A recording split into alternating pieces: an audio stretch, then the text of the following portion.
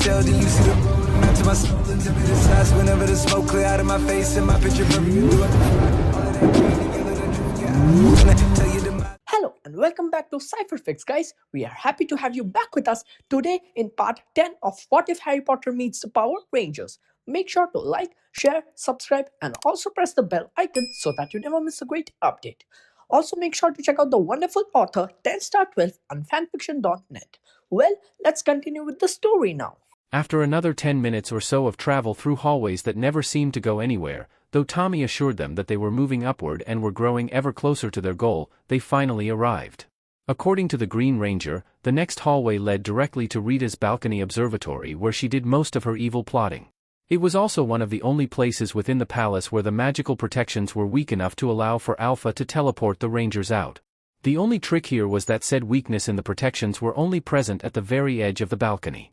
This meant that Harry would have to watch where he stood until he was able to recover his power coin lest Alpha evacuate him without it. "All right," Tommy said softly, his entire form tense. "Are you two ready for this?" "Don't worry about us so much, Tommy," Kimberly said, worry for her boyfriend clear in her speech. "I'm more worried about you.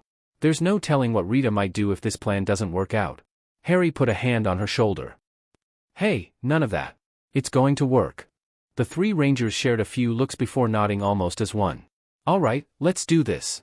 With a wave of his hand, Tommy led the charge of the three Rangers, he and Kimberly easily outpacing Harry with the enhancements given by their suits. It took only a handful of seconds for the two suited Rangers to cross the threshold into the balcony area and come to an immediate stop as if frozen a few feet in.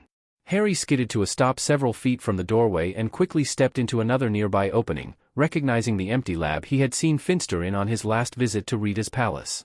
Thinking quickly, Harry disillusioned himself before peeking around the doorway and back toward his still frozen teammates only to nearly headbutt Babu as he scuttled through the balcony doorway and turned to peer into the room Harry was in. Backpedaling quickly, Harry was able to keep from bumping into the monster, though he was sure that he had been detected when the monster stared in his direction for several long moments. When the blue creature continued sweeping his gaze around the room before shrugging and turning to leave again, Harry allowed himself to breathe once more. If it had been anyone but Babu or Squat, Harry admitted the slight optical distortions of his disillusionment charm would probably have been noticed. Counting himself lucky this time, Harry moved to the doorway once more in time to see Babu entering the balcony area again and calling out. "The Magaling doesn't appear to be with them, Empress Rita." Rita's vicious cackle echoed out of the room moments later as Harry approached the balcony doorway and slipped in, careful to avoid contact with the spell field he could now feel just a few feet away from the doorway. Once he had slid along the wall around the trap spell to the left and past his frozen teammates, he took a moment to look around. Rita, Golder, Squat, Babu, and four putties stood across the room from him, seemingly unaware of his presence, laughing and jeering at the two caught Rangers. The balcony itself was unchanged from his last visit. 30 or 40 feet of railing and curved walls coming from either end of said railing forming a semicircular room about 20 to 30 feet deep with a single doorway at the apex of the curve. Rita's telescope was still sitting at the center of the balcony, pointed out toward the starscape Harry could see beyond. "So Rangers," Rita said once she had recovered from her cackling fit. "You thought it would be so easy to escape my palace after coming here uninvited? We managed to figure out your pathetic plan within minutes of the explosion you caused. I am so pleased that you came here though. It will be much more satisfying to defeat you in person rather than hear a report from Scorpina of how you fell before a legion of putty patrollers. You can't hold us here forever, Rita." Kimberly shouted angrily, her accompanying grunts indicating she was struggling against the spell holding her in place. "Yeah," Tommy continued. "And as soon as we get out of this, we'll find a way to free Harry and we'll all get out of here." Rita's face twisted into a look of satisfaction. "So you weren't able to free the Magaling from his prison, were you?" "As if you didn't know that already," Tommy spat. Kimberly remained silent, even her struggles going quiet now as she, and Harry from his vantage, wondered what Tommy was going on about. Rita herself looked thoughtful for several moments before walking forward and pacing in front of the two trapped Rangers as she spoke. "Do you know what your friend has been doing in his time here in my palace? He said you were forcing him to teach you his kind of magic." Kimberly responded slowly. Rita nodded before turning to face the two Rangers. "And doing so required the use of his wand. Did he mention this?" There was a brief pause before Tommy replied in the affirmative.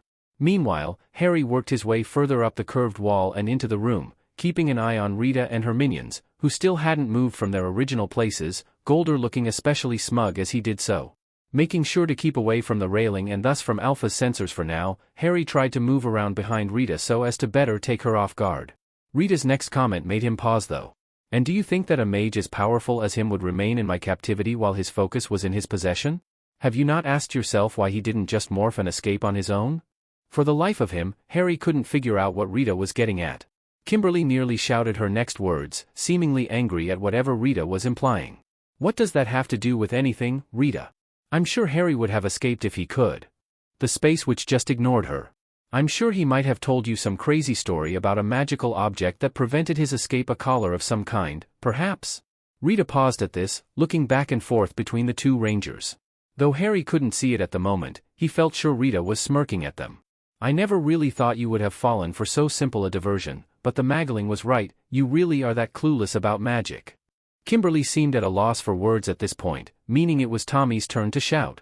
What are you talking about? Harry wouldn't lie to us about something like that. There's no way he would stay here willingly. Why not? Rita asked, resuming her pacing and proving Harry's suspicion about the smirk on her face when she turned in his direction. After all, Green Ranger, you spent some time with us willingly yourself, didn't you? In fact, I would wager that you still remember it based on your admirable ability to find your way here from the center of my palace. Tommy remained silent, though Harry could almost feel the glare he was leveling at Rita from behind his helmet. Finally, he growled out a response. So you brainwashed him, just like you did me. Is that it? Rita let out a brief bark of laughter before answering. I didn't need to. He was eager to spend time around those like himself.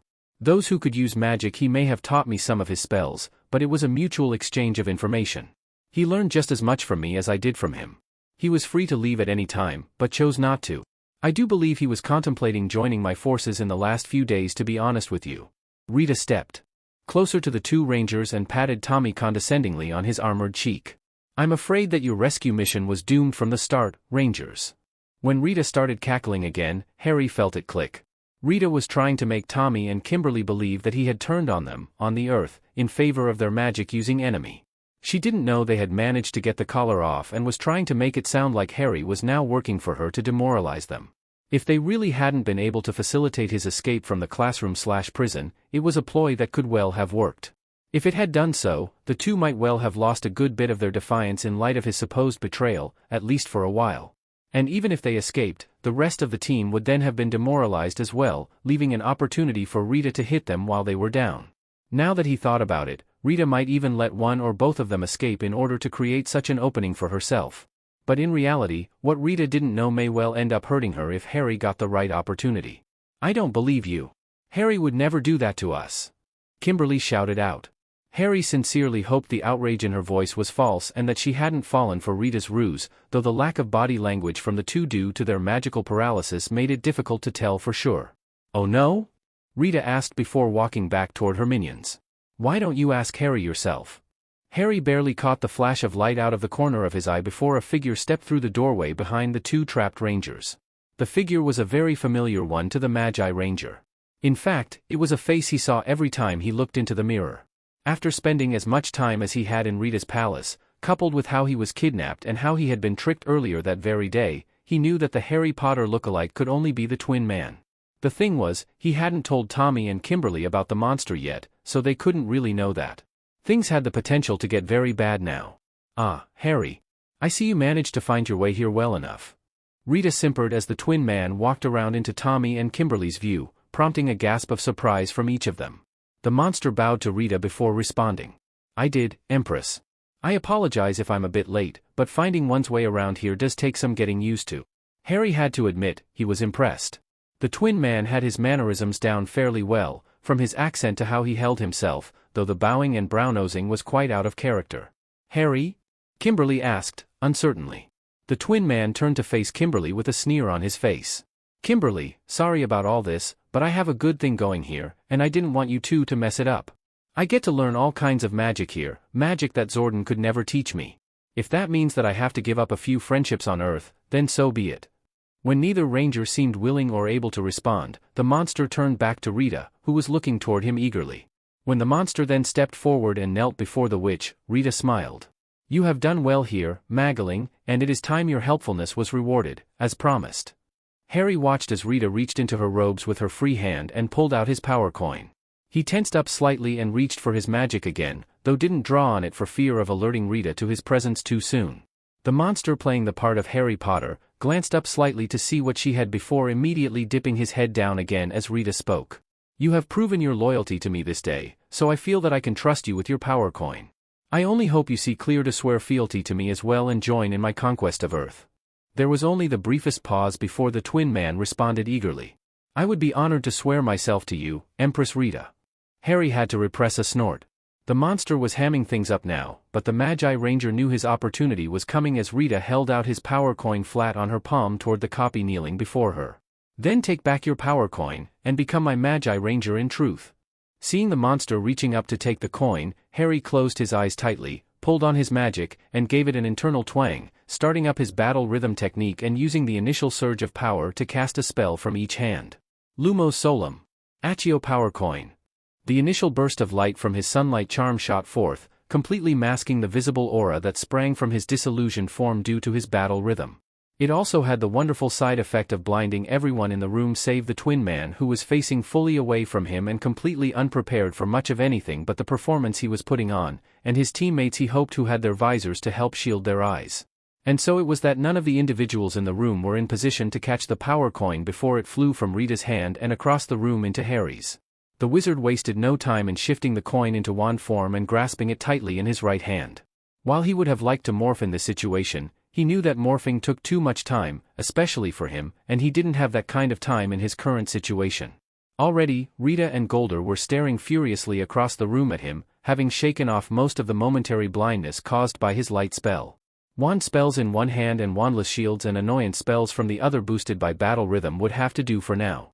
Trying to capitalize on the last bit of surprise caused by his spellwork and sudden appearance, Harry cast a wave banisher with his offhand while casting the best cancelling spell he could with his wand, pointed toward his two teammates. The banisher caught Squat, Babu, and the putties completely off guard, knocking them backwards into the wall behind them. Golder braced himself upon seeing the magical wave approaching. Though he only had a moment to do so, he was still able to prevent himself from falling, merely sliding back several feet.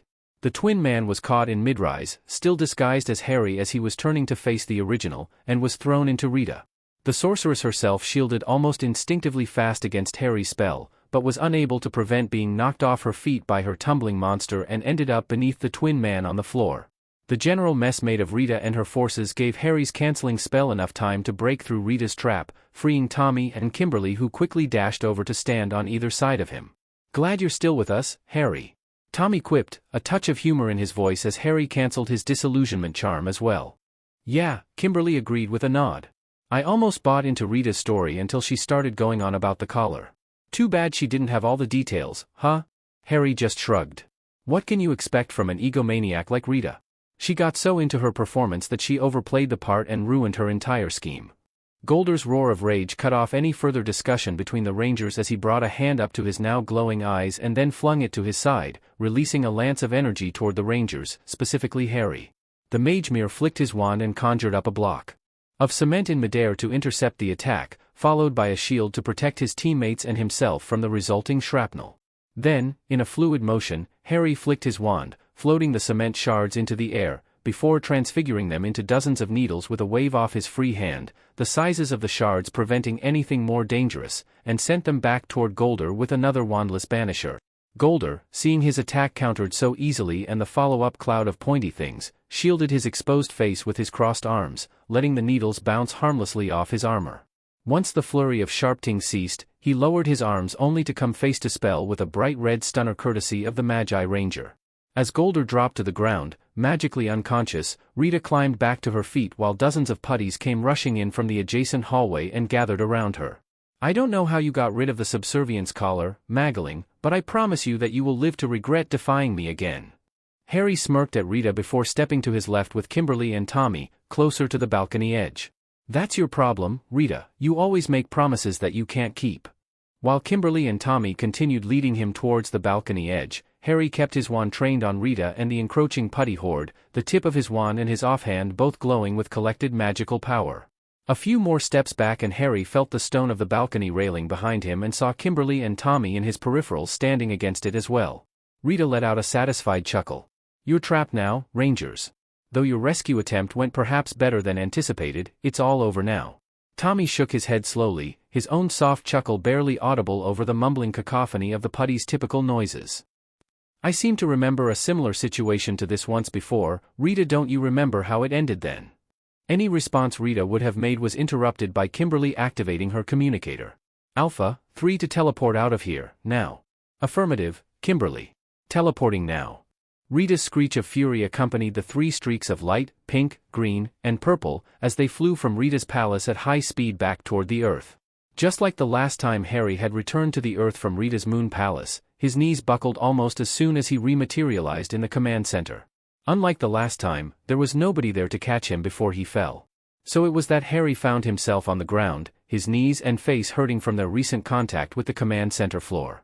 Meanwhile, the morphed Tommy and Kimberly merely stumbled slightly, their suits having protected them enough to avoid most of Harry's results. Upon seeing Harry's plight, the 2 Rangers were quick to move to his side and help him stand once more, moving with him to the cot Alpha had once more placed in the middle of the circle of computer consoles. "Welcome back, Harry," Zordon said, his deep voice resonating around the command center and causing the last of Harry's tension to leave his body. If Zordon was here, he knew he was safe. "It's good to be back, Zordon," Harry said with a sigh of relief. Then, glancing around the command center and seeing only Tommy, Kimberly, and Alpha, he voiced a question. "Where's everyone else?" Kimberly snorted softly as she and Tommy demorphed in a flash of light. "At home in bed, I'd imagine. I would say they were asleep, but I sincerely doubt that Trini is. She's been incredibly worried about you since you disappeared." Harry groaned slightly before closing his eyes. "Here's hoping that being kidnapped against my will can get me a little slack from her. I have no doubt that her worry will shift into irritation as soon as she sees that I'm all right." Kimberly and Tommy both shared a laugh at Harry's expense while the Pink Ranger leaned into her boyfriend's shoulder. "Don't worry, Harry," she said, reassuringly. "I'll be calling her on my communicator before I hit the sack myself to let her know you're all right. Then she'll have all day at school to get over her irritation before seeing you again." "To be honest, Harry," Tommy said as Alpha toddled over and began waving a strange device over the Magi Ranger. "If it weren't for the fact that she didn't think she could get out of her house tonight without being noticed, she would have been on the rescue mission too." Harry quirked an eyebrow. "Yeah, what's with that anyway? Why would everyone else be asleep now? It's morning, isn't it?" Tommy chuckled a bit weakly before responding. "Technically, I suppose," he glanced at his communicator before continuing. "It's about 2 in the morning, but that's still morning, strictly speaking." Harry blinked in surprise before understanding came to him. He had already noted that it was difficult to keep track of night and day cycles from within the moon base. Most of his mornings had come whenever Rita was ready to learn more magic, and there was no telling how long each of his nights had been. The obvious conclusion was that his sleep cycles had been thrown off during his captivity. "In any case, Harry," Tommy spoke again, oblivious to the Magi Ranger's musings. "Kim and I need to head home before we're missed. School is gonna be hard enough tomorrow with only a few hours of sleep to run on. Thank goodness it's a Friday, Kim?" Kimberly nodded her agreement before stifling a yawn. "We'll see you after school tomorrow, all right, Harry?" Harry nodded back and waved as the 2 Rangers teleported out. Turning his head the other way and letting his arm fall weakly back to his side, Harry focused on Zordon as the floating head spoke. "For now, Harry, rest yourself. Your body is weary from the teleportation from Rita's palace combined with your undoubtedly insufficient care while you were her captive. The new day will come soon enough and we will deal with the associated problems then." Harry nodded, stifling a yawn of his own as Alpha finished with whatever scans his device was taking and rested a comforting hand on Harry's shoulder. "It's good to have you back with us, Harry." Harry smiled his thanks to the robot before taking Zordon's advice and allowing Morpheus to claim him. Harry woke a few hours after his return to the command center with his stomach growling at him. Luckily enough, he had recovered enough to stumble his way into his attached room to reach his food stores and fix himself a bowl of cereal he had long since upgraded from mere peanut butter sandwiches and flop down on his own cot in the corner where he drifted back to sleep again. His next awakening was much less peaceful, brought about as it was by the command center's alarms sounding off. With a groggy sense of urgency, Harry stumbled his way into the command center proper, rubbing at his eyes with one hand. "Was he going on? Aye. Harry, you're awake." Alpha was almost immediately at the Magi Ranger's side, once more waving a strange device at him. "Harry," Zordon intoned, his voice more solemn than usual. "It seems we have a situation in Angel Grove." Zordon trailed off, his floating face showing a great deal of distress while Harry did his best to clear the fog of interrupted sleep away from his mind. "Zordon, I keep telling you that it simply can't be," Alpha nearly shouted, sounding just as distressed as Zordon did even as he kept up with whatever he was doing with the device still being waved around Harry. "But if it is, Alpha, we must take precautions. The fate of the world could depend on it." By this point, Harry was just incredibly confused. How about we fill in the human in the room, yeah?" Zordon blinked quickly before nodding. "I apologize, Harry, please observe the viewing globe." Harry, mindful of Alpha still hovering nearby, made his way over to the viewing globe with the robot following closely behind, mumbling quietly as he went. When Harry reached the ranger's typical, observing position, directly between Zordon and the globe and at the far end of the ring of computers from the trapped wizard, the globe lit up from within and started playing a news broadcast. "And we're coming to you live from our newscopter with the latest on this most distressing of situations." The man's voice coming from the viewing globe sounded tense, which did nothing to settle Harry from the already negative atmosphere in the command center. The picture shown was somewhat hazy, as was typical of the viewing globe, but did appear to be from high above Angel Grove. "We are trying to get a good view to confirm the unbelievable reports that we've been receiving for the last half hour in this, the latest catastrophic event to befall our city. If these reports turn out to be true," the man trailed off again as the camera panned to the left, showing a column of smoke billowing up in the distance through the helicopter's front window. The reporter seemed unable to comment further as the machine flew closer and closer to the source of the smoke. Finally, the helicopter started flying lower, passing between a few buildings and affording a closer view of the street below and the people running frantically in the opposite direction. As the camera got close enough to see the source of the smoke, a large fire billowing from several cars that had been set ablaze, the reporter spoke again. "This is the location we were told is the epicenter of this tragedy, and the destruction is quite self-explanatory. I don't know, wait John, swing around left. Left. Mike, turn the camera over there. I don't believe it." The reporter's voice took on a tone of strained disbelief as the helicopter pivoted around in the intersection. And the 5-core Mighty Morphin Power Rangers came into view as they used their blade blasters to set yet another car aflame. "This truly is a day out of our worst nightmares, my fellow citizens," the reporter was saying, horror in his voice. "I didn't want to believe it, heck I still don't, but the evidence before me doesn't lie. The Mighty Morphin Power Rangers have turned against us and against our fair city." At that moment, the Red Ranger seemed to take notice of the helicopter flying nearby and pointed it out, prompting the other 4 to turn and face it, raising their blasters as they did. "SHT. John. Get us out of here." The pilot didn't have to be told twice as the camera's view immediately began rising rapidly, barely avoiding the lances of light sent from the Rangers' blasters. Once they were out of immediate danger, once more well above the rooftops of the city, the reporter spoke again. "I have to be honest here folks, I don't really know what to say to this. The Power Rangers have protected us for so long, why would they turn on Angel Grove now? And what of the Green and Magi Rangers?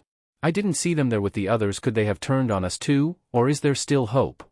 The man fell silent as Harry watched the viewing globe, surprise written all over his face even as the globe went dark. After several more seconds, Harry turned to face Zordon again. I don't believe it." Zordon merely nodded. "I know what you mean, Harry. Alpha intercepted the first reports from the city, but we were unable to get any further confirmation, even with the viewing globe, until now. But now we must take the appropriate steps. Until we learn otherwise, we must assume that the Power Rangers have turned on the side of good. Alpha, what is your assessment of Harry's condition?" Alpha, strangely subdued, tilted his device up toward the front of his saucer-shaped head for a moment before commenting. "Other than a bit of physical fatigue from his captivity, Harry is operating at sufficient levels." "Good," Zordon replied, closing his eyes briefly before nodding firmly.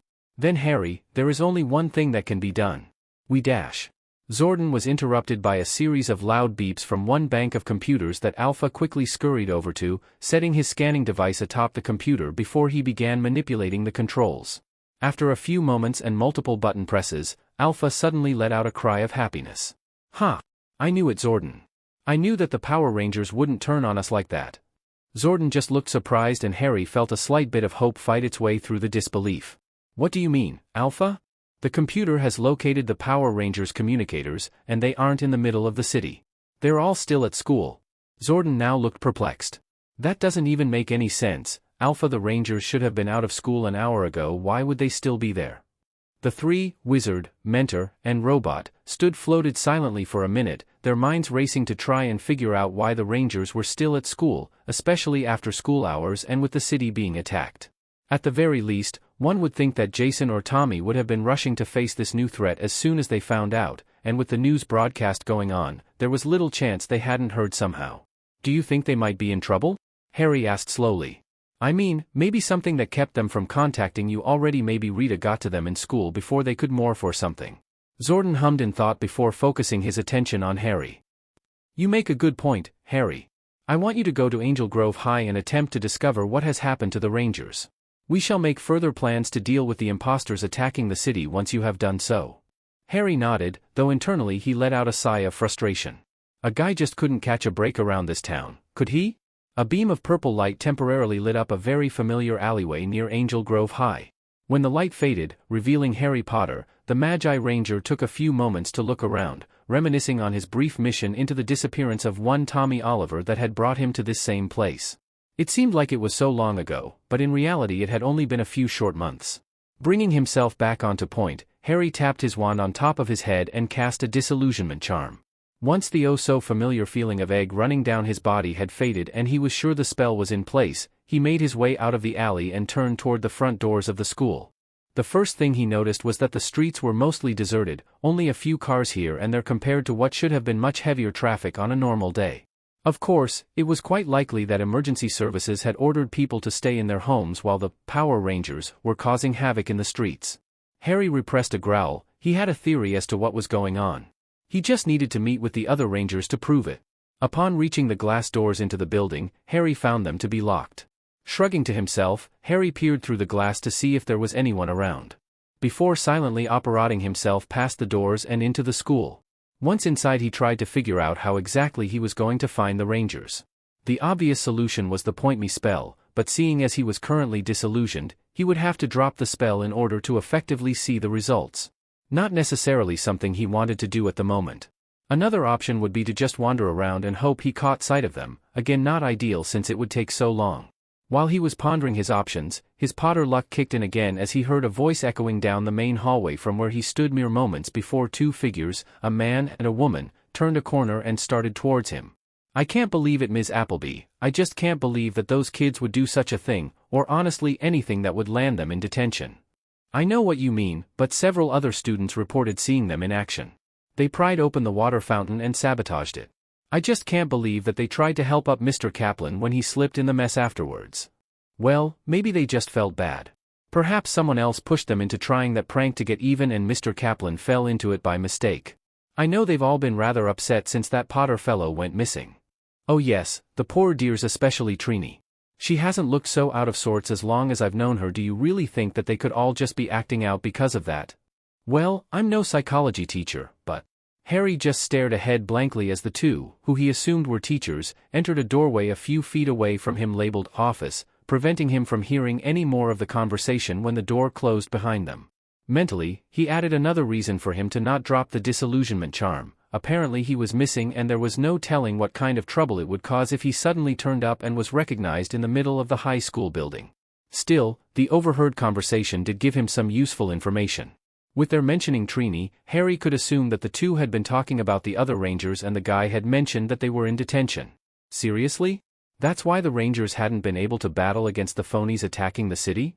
That's why they hadn't been able to contact Zordon? No attack from Rita, they were just all in detention? Seriously? Harry shook his head slowly. There had better be an amazing explanation for this whole thing. Harry ended up tracking down the Power Rangers by the simple process of checking the signs hanging above the doorways. Most of them merely indicated which teacher taught in the indicated classroom, but it didn't take him too long to find the one labeled Detention Hall. There was a narrow, vertical window in the door and Harry was able to see enough of the room to learn a few things. First, the other 6 Rangers were indeed in there.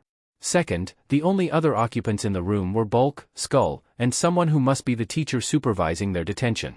Nodding to himself, Harry glanced down the hallway in each direction before twisting on the spot, once more silently operating the few feet necessary to bring him inside the classroom.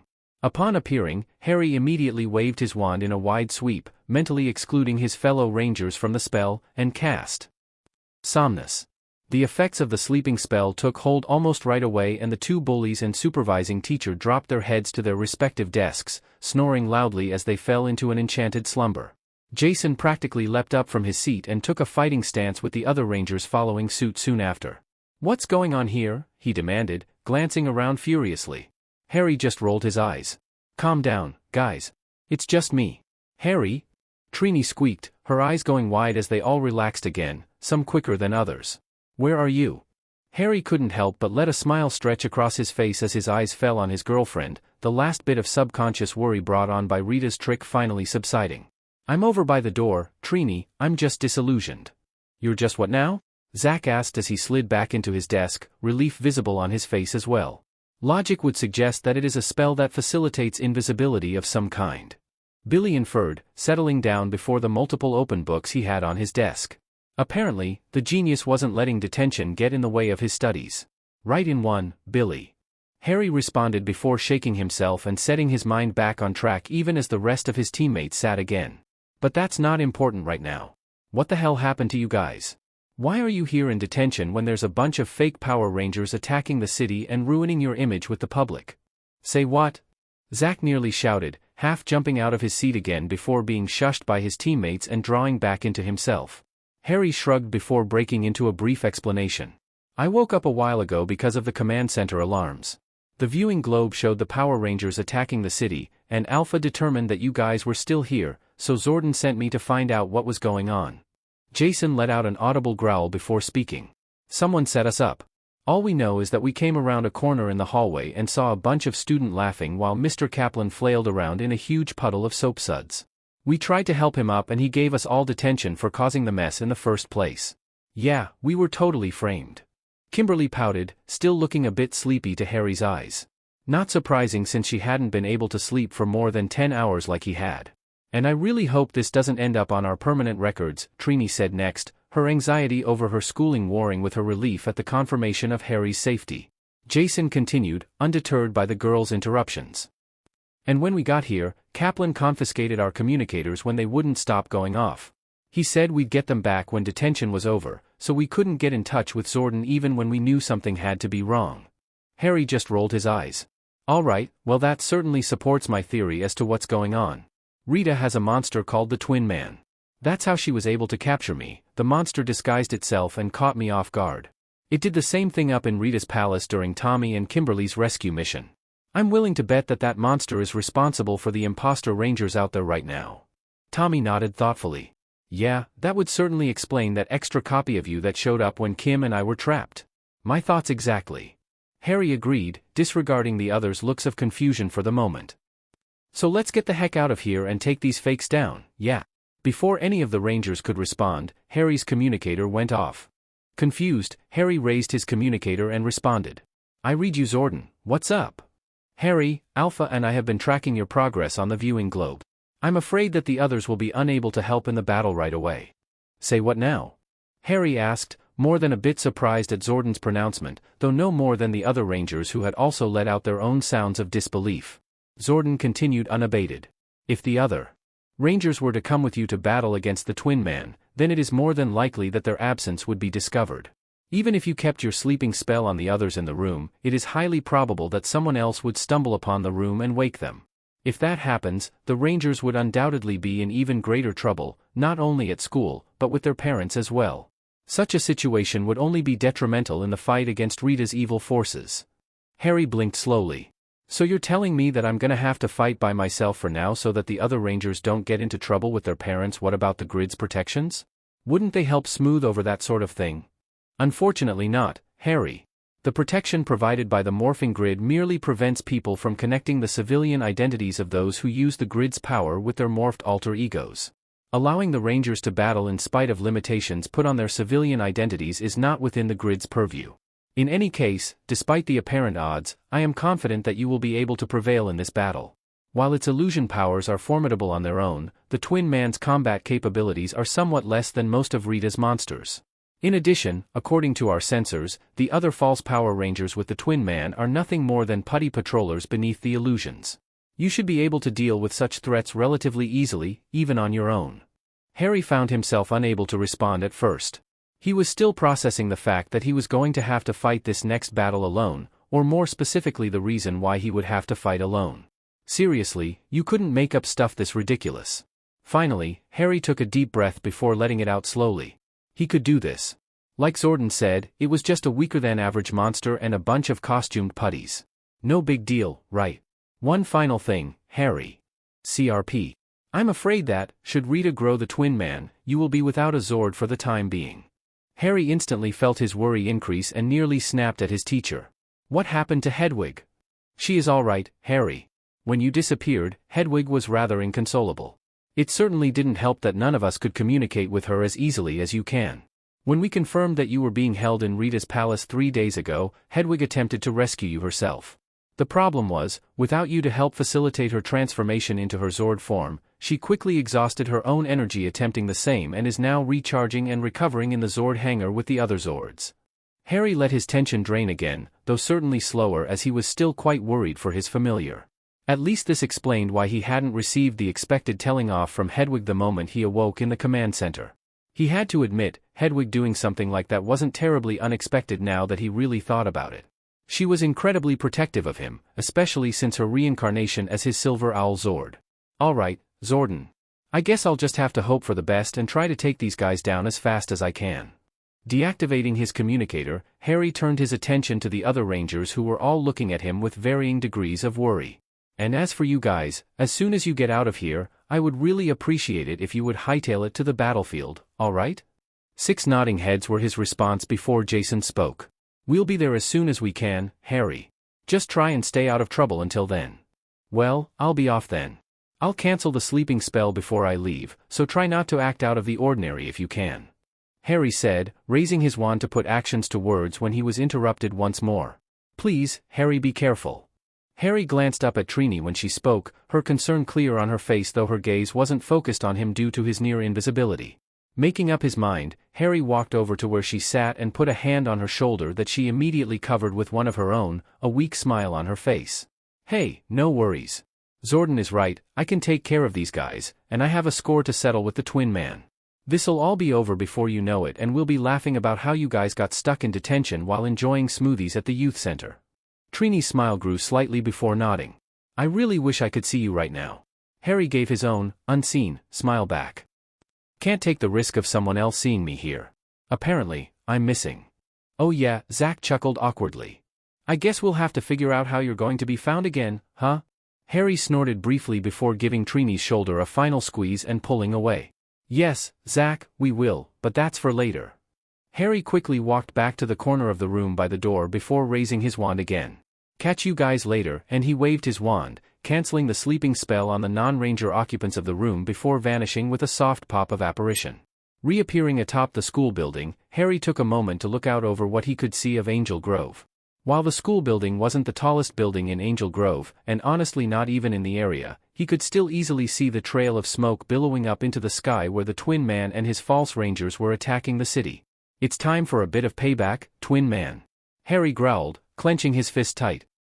You've managed to catch me off guard and trick me twice now, but I'm ready for you this time, and I won't be holding back its morphin time. In a column of purple light, the Magi Ranger teleported to the top of a skyscraper a mere 2 blocks from the leading edge of the foe ranger's trail of destruction. Almost immediately, he noticed the rhythmic thumping sounds of a helicopter relatively close. Glancing around, Harry spotted a white helicopter with a stylized Channel 4 News written on it in red and windows all down the sides. Thinking quickly, he decided to try and fix the Power Rangers' PR problem before getting on with the main event. After all, the battle had waited this long, and taking care of things before he was caught on the news apparently curb-stomping his teammates would prevent all kinds of confusion and grief. Focusing both his magic and a hint of grid power, Harry tapped the Magi staff on the concrete rooftop below him and transfigured a portion of the building directly below him into a thin metal slab that then lifted up into the air with him still standing atop it. Secured by a sticking charm and a mild shield charm to protect from the winds and downdraft from the helicopter itself, Harry guided his temporary transportation toward the mostly stationary aircraft and around to float in front of it. The face of the pilot was almost laughable when he first caught sight of the floating Power Ranger, though Harry found he couldn't really blame the man. If he had been in his place and suspected that the Power Rangers had turned on them all and then found one of the missing ones staring straight at him, he would have probably panicked too. Deciding to cut to the chase as quickly as possible, Harry waved his free hand, conjuring up a simple sign that read, "Permission to come aboard?" This seemed to take the pilot off guard for a moment before he turned his head slightly and said something. Presumably to the individuals in the back of the helicopter. Mere moments later, another man stuck his head up into the cockpit area and caught sight of the floating Power Ranger.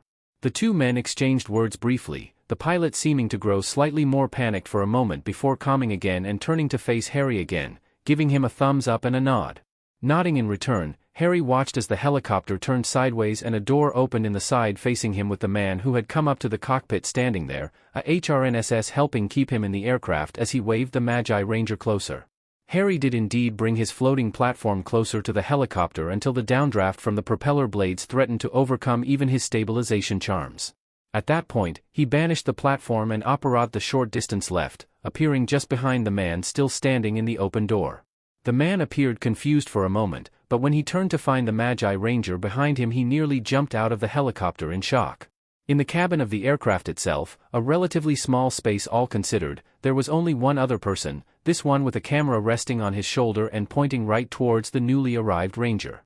Once he had recovered from his shock, the man at the door quickly pulled the doorway closed, cutting off a good deal of the sound coming into the cabin, and opened his mouth to say something. The problem was, Harry still couldn't hear any of it.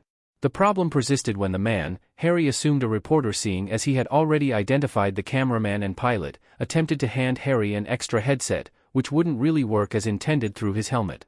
Finally, Harry merely tapped his staff onto the floor of the cabin, casting a localized silencing charm to help cut down on ambient noise while, hopefully, not frying the aircraft systems. Luckily enough, the magical field was weak enough that he was able to make out the reporter's next words. "Gotta figure out a way to talk with him, Mike. We've got the freaking Magi Ranger here with us. Maybe he can explain what's going on with the others. That is, in fact, exactly why I'm here, sir." Harry interjected, catching the man off guard as he realized he both heard the Ranger's words and that it was generally quieter in the helicopter than normal. "How did," the reporter sputtered for a moment as he tried to come up with an explanation. Harry just smirked under his helmet. "Magic." The reporter blinked a few times before nodding. "Works for me, I suppose." The man seemed to draw himself up before gesturing to his cameraman who gave him an "okay" signal followed by counting down from 3 with his fingers. Then the reporter began speaking again. "I have a breaking news update on the Power Ranger situation. Here with me in the newscopter is, believe it or not, the Magi Ranger himself." At this, the cameraman panned the device over to bring Harry into the frame, or so he assumed. It seemed that Harry's intention to straighten things out had turned into an impromptu interview. "Please, Magi Ranger, can you tell us what is going on with the other Rangers? Was there a fight between you all that led to the destruction they've caused today? And what about the Green Ranger?" Harry took a moment to try and force himself to relax before speaking. "All right, first off, the Rangers down there destroying the city aren't the real Rangers. The real ones, including the Green Ranger, have been delayed by the same monster of Rita's that is now leading the group of imposters right now. I just wanted to get the word out so that the people of Angel Grove would know that their heroes have not turned on them, it's just another of Rita's plots." The reporter's face lit up in relief as Harry spoke. "So can we assume that you are planning on engaging these imposter Rangers now?" Harry nodded firmly. "I am. As I said, I just wanted to clear the air, so to speak, beforehand." The reporter seemed to hesitate a moment before asking another question. "I don't suppose I could ask you about yourself while you're here, could I? Or perhaps a bit about the other Rangers. Like how you all got involved in this battle in the first place. Where did Rita come from and why is she attacking Angel Grove?" Harry shook his head slowly, though his mind was racing. "As much as I would like to answer your questions, I think we can both agree that there are much more pressing problems at hand than satisfying your curiosity, despite the fact that most people in the city probably share the same curiosity." The man flinched slightly before shaking his head. No, you're right. Thank you, Magi Ranger, for the information. I suppose we'd best let you get on with it then." Harry nodded again before tapping his staff once more to remove the silencing charm and twisting in place, operating back to the rooftop he had been on before with a pop. Reorienting himself, Harry saw the helicopter bank slightly, flying closer to his new position. If he wasn't mistaken, the cameraman was pointing his camera out one of the side windows at him while the reporter looked on, most likely speaking the entire time. Harry just shrugged internally, putting the news crew out of his thoughts before operating once more to another rooftop, this one bordering the street where the Twin Man's Rangers were. Moving to the edge of the building, Harry looked down and was barely able to make out the dots of color walking down the middle of the street 10 stories below him. Of course, the random lances of destructive energy coming from their blade blasters certainly helped point them out. Harry narrowed his eyes behind his visor. They may just be putties and a single monster, but that didn't mean he could afford to play around. He just had to keep one thing in mind: Rita was most likely watching him in the hopes of picking up more incantations, so silent casting was the order of the day. Hearing the helicopter once more drawing closer to him, Harry backed up several steps from the edge before sprinting forward and leaping out into open air. He almost seemed to float there for a moment before gravity took hold of him and he began falling, carefully angling himself toward the clustered villains below.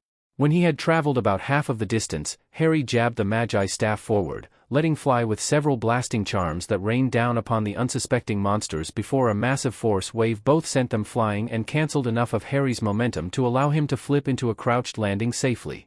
Harry stood slowly, looking around himself to take in the battlefield. They were standing on a typical city street in Angel Grove.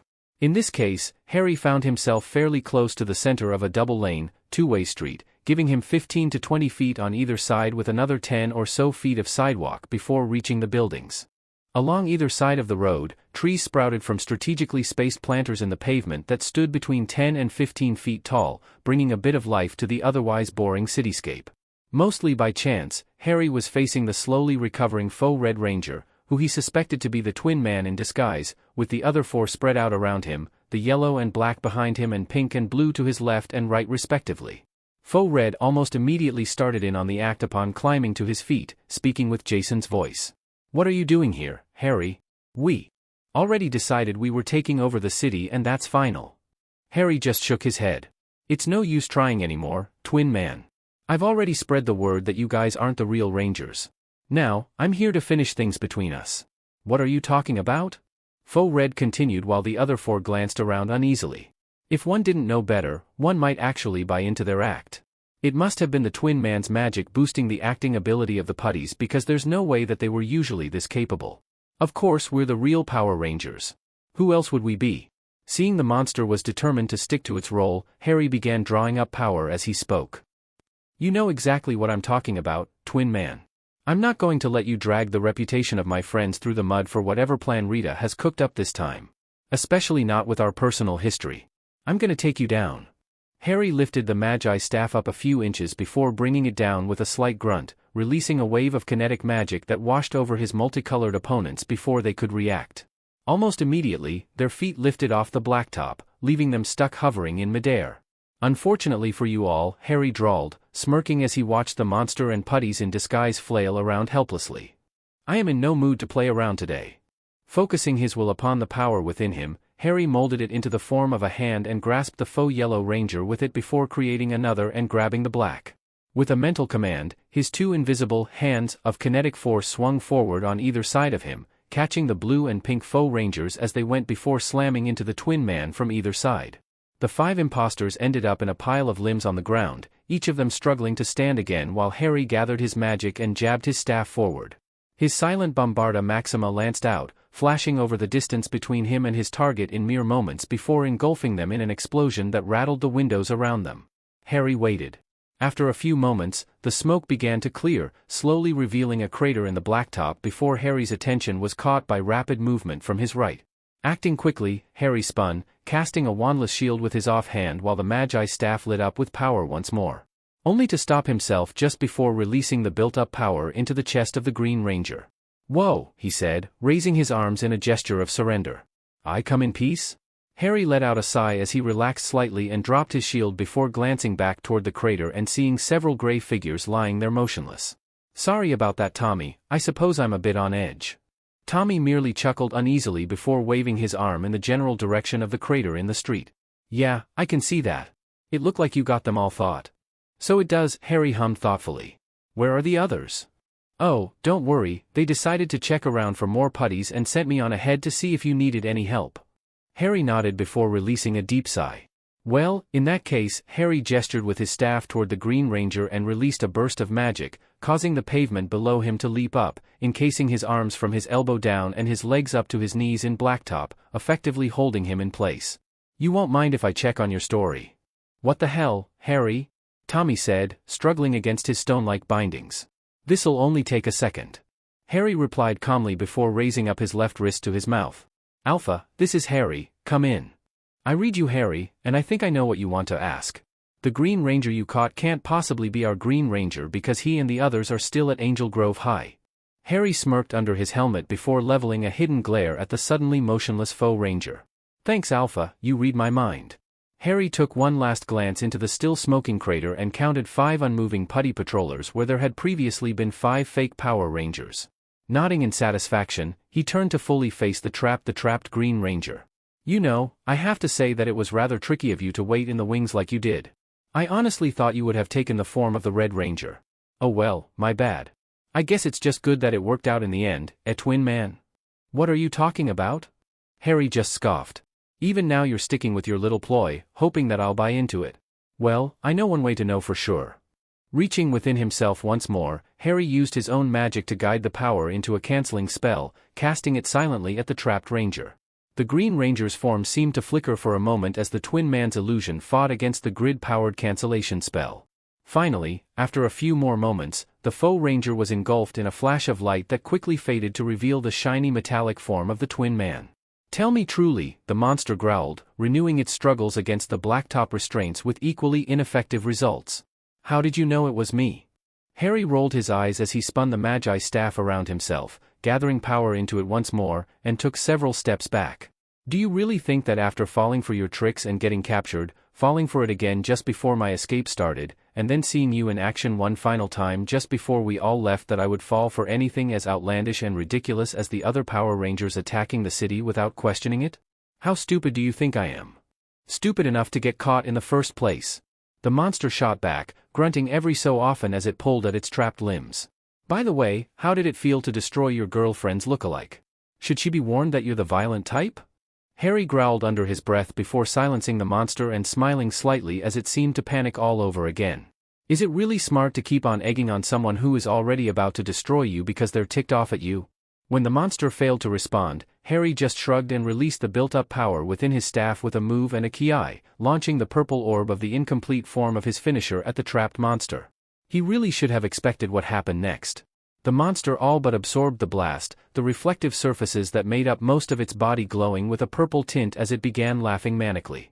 "Thanks for the power boost, Power BRT." With another grunt of effort, the Twin Man broke its limbs free from their restraints and apparently the silencing charm and flung its arms out wide to either side. "Now that I'm done with it, why don't you take it back?" "Ha!"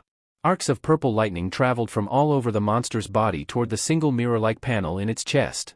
As the arcs moved, the purple glow faded from its extremities and concentrated in the mirror before lancing out toward Harry in a destructive energy blast fueled by Harry's own absorbed attack. Harry barely managed to snap a shield into place before the blast hit it. He knew that his attack was designed to destroy monsters, so he really didn't want to get hit with his own reflected power. After a few moments, the purple color faded from the attack into white and Harry once more heard the laughter of the Twin Man while his shield took the punishment. "Just give in now, Magi Ranger, by absorbing sunlight, I can keep this beam up all day. You cannot hope to defeat the Twin Man." Harry rolled his eyes, both at the monster revealing how he was keeping the attack up and at Zordon's earlier insistence that the Twin Man was weaker than most of Rita's monsters. The light from the monster's attack was blindingly bright, which made sense if it was, in fact, fueled by sunlight, so Harry was forced to keep his gaze downward lest he get blinded. It was not a handicap he wanted to get in the middle of a fight. All the same, that didn't mean he couldn't fight back, he just had to be a bit more circumspect about it. With his staff casting and reinforcing the shield protecting him from the Twin Man's attack, Harry was forced to use his offhand to wandlessly cast a transfiguration spell at one of the trees lining the road. The spell took longer to take effect without the benefit of a focus, but the monster was too busy with his mocking laughter to notice the wooden lion with a mane of leaves until it roared and tackled the Twin Man to the ground. No longer pinned in place by the beam, Harry cast another pair of transfiguration spells with the Magi staff at another pair of trees and soon the one lion attempting to maul the monster became 3. Harry began building power again. If the Twin Man could absorb and redirect energy, which he felt was safe to assume since it took in his magical attack and admitted to absorbing sunlight, then he would have to hit it with something decidedly solid if he wanted to win. By the time the Twin Man managed to rip one wooden cat's head off, the top of the Magi staff was glowing. When the other two were caught in a single blast of the monster's solar-powered laser attack, The twin man turned to see Harry's entire form bathed in a purple aura of power. The monster merely laughed. Go ahead and fire another attack at me, Magi Ranger. I'll just absorb it again and turn it back on you. Once you're defeated, I can resume the destruction of Angel Grove as my Empress commands. All will bow before Rita or die. Harry just grunted. Don't count your Diraclaws before they hatch, and Harry released his gathered grid power and magic in a single, massive conjuration. In the blink of an eye, he created a solid metal cube, 20 feet on a side, 10 feet over the twin man's head and let it fall. The monster never stood a chance, and the weight atop it even managed to muffle the inevitable explosion signifying the twin man's destruction. As soon as he was sure the twin man had been destroyed, Harry set about vanishing the cube and the remains of his opponents. Once that was done, he did what he could to fix the damage done to the street by his spellwork. The metal cube in particular had sank several feet into the road, not to mention the damage done by the contained explosion, but it was nothing that a gratuitous application of magic couldn't fix. He was just about to start his way back up the street, following the previous path of destruction caused by the foe rangers to fix what he could when 6 streaks of light touched down in front of him, quickly fading away to reveal another set of Power Rangers. Deciding to play it safe, Harry activated his communicator. Alpha? Yes, Harry, the robot responded immediately. Those are the real Rangers this time. No need to crush them under anything ai. Harry chuckled uneasily as his teammates ran up to him, looking around wearily for anyone to fight. Aw man, Zack whined when it became apparent that no such opponents were around. Looks like we missed the whole thing. Harry shrugged even as he ran his eyes over the damage before him. Well, better late than never, right? I suppose, Zack mumbled, watching as Harry waved his staff to extinguish a burning tree before continuing on past the other Rangers. Where are you going? When the other Rangers expressed similar thoughts, Harry turned to face them again. I figured it would be fairly obvious. I'm gonna do what I can to repair some of the damage done by the fake Rangers before I head back to the command center. Unless there's something pressing that demands we get there right away that I don't know about, that is. You're all welcome to join me. When nobody immediately responded, Harry gave another shrug and turned to keep walking down the street, waving his staff every so often when he saw something that he could fix. Most of it was the occasional burning car or tree, and sometimes a broken window or two. Most of the cars had been left alone after the initial intersection, which was good since there was fairly little he could do for the machines beyond extinguishing them. He didn't make it more than 20 feet though before he found Trini walking on his right. I'm not letting you out of my sight for a while. At least not until we get back to the command center anyway. Harry shot her an unseen smile. Happy to have you, and at least you can see me this time, yeah? She gave a small snort of laughter even as she nodded. Mere moments later, the other Rangers came up behind him as well. I don't know how much we'll be able to do to help out, but we're here too, Tommy said from his left side, clapping a hand onto Harry's shoulder as he did. Yeah, Jason was quick to agree, surprising Harry a tiny bit if he were honest. Our powers are more for fighting and destroying monsters, but if we can help out, we will. He paused for a moment before continuing in a slightly uneasy voice. Besides, it would probably do our reputation some good for the people of Angel Grove to see us doing something to help this damage after those fakes thrashed our image. We heard what you did with the news crew in the helicopter, Harry, but I think every little bit will help at this point. Harry just nodded as he continued walking. While the other Rangers were at his side, there really was relatively little for them to do other than righting a few trash cans and, in one case, rescuing a cat from a luckily non-burning tree. It took the team a bit over 30 minutes to backtrack along the path of destruction until they reached the intersection where it began and where several fire trucks were already mostly done with the burning cars Harry had seen earlier. With the job appearing to be done and with the cheers and adulation of the adoring citizens of Angel Grove, many of whom insisted that they just knew that those other guys weren't the real Power Rangers ringing in their ears, the Rangers teleported back to the command center.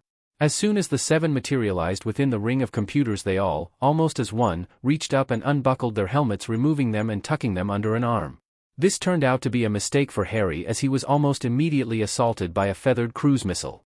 Harry/Wizard, Hedwig's mental voice was demanding and scolding all at once even as she flapped around his head, buffeting him with her wings on every downslide. I warned you to be careful, but you still let that mirror man trick you. Let him take you where I could not protect you. You need me to protect you, Harry/Wizard, I told you that. Harry tried in vain to shield his head from Hedwig's well-meaning attack, dropping his helmet in the process. Despite her appearance as a normal snowy owl, she still had a core that revealed her mechanical nature, which meant her metal-weighted wings hit a lot harder than they once had when she was purely organic. Gah! Hedwig! Bloody, I'm sorry, Hedwig. Ow! The other rangers were of little help, mostly just chuckling and enjoying his suffering under the wings of his familiar until Zordon's voice broke through. She woke a short time ago and I felt it prudent to teleport her here for your arrival, Harry. I felt that it might be better to get this encounter out of the way sooner rather than later. By this point, Hedwig had finally calmed down enough to perch on Harry's shoulder with her talons digging in perhaps a tiny bit more than usual, though he couldn't really tell through his protective suit, and began preening his hair. Yeah, you're probably right, Zordon, though I can't say I really appreciate not having any forewarning.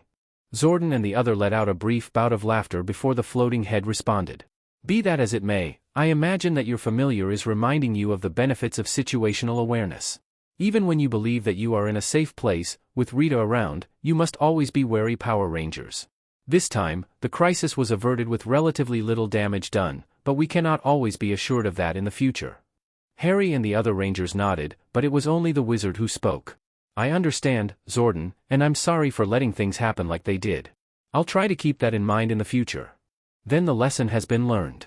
Zordon spoke solemnly, nodding in return.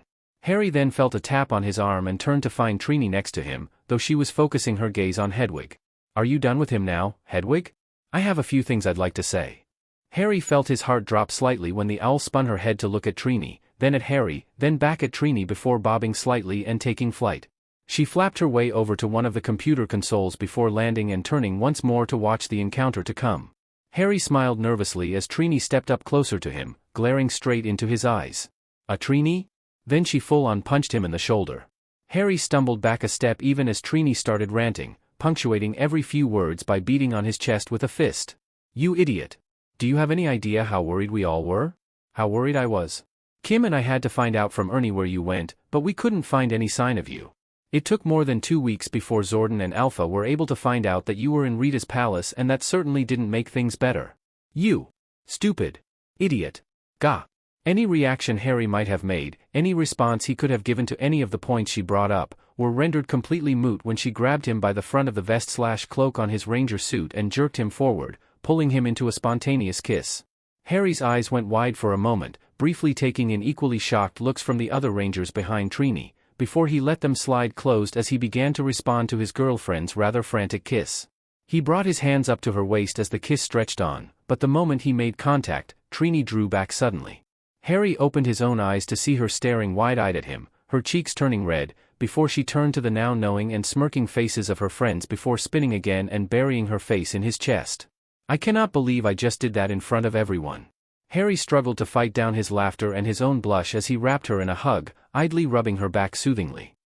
Hey, if it's any consolation, I'm not complaining, but I could obliviate them all if you'd like.